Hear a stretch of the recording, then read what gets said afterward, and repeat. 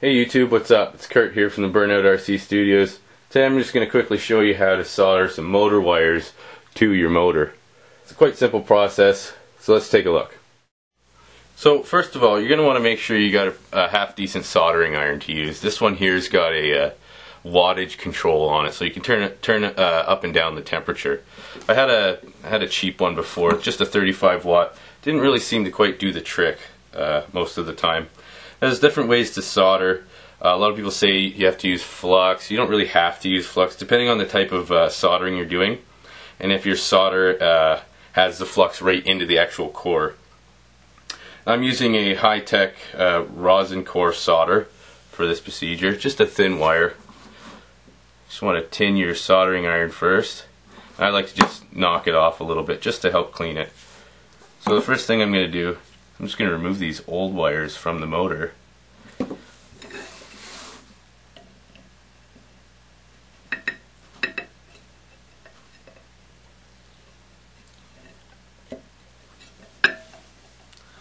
I'm just going to clean up these terminals a little bit.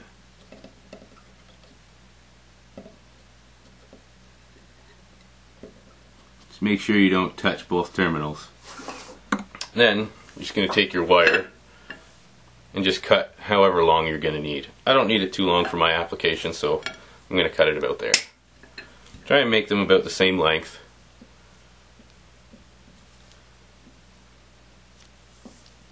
Now that I have my 3 wires cut, just want to strip off just a little bit on the end of it.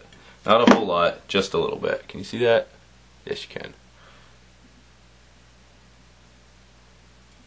Now, for the sake of saving time, I've already pre-soldered all the wires that I'm going to need.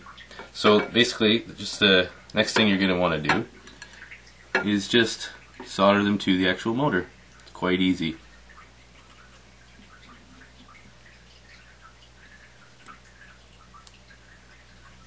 And there's all 3 wires soldered.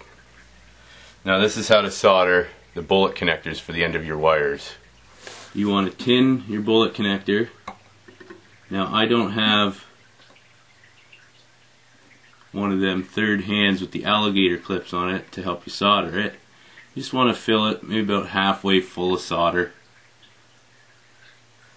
Then you want to bring your wire in,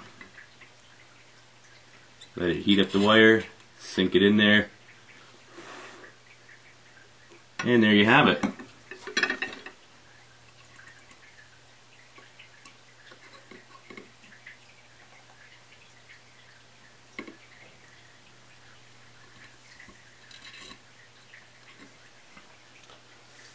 You're going to want to cut some shrink wrap. Here it is here.